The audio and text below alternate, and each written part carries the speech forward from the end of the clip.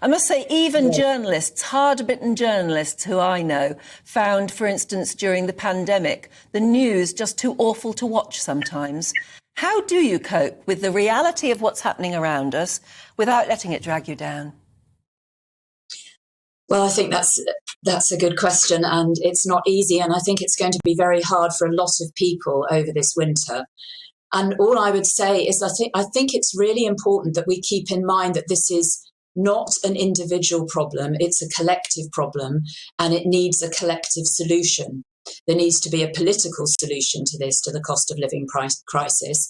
And it's really important that we don't start to just talk about it in terms of it being a mental health problem, or or increasing rates of depression and anxiety, which I think are likely to occur. But this is a good example of how those consequences occur because there are real worries in people's lives, and the solution is resolving the worries. Yeah, that's what I was going to sort of ask next, in a way. I don't want to turn this into a political interview, but that's where you need leadership, isn't it? You need somebody to stand up and be a leader, embrace the problem, but try and sound positive at the same time. Yes, I mean, the solutions to the problems have to be economic.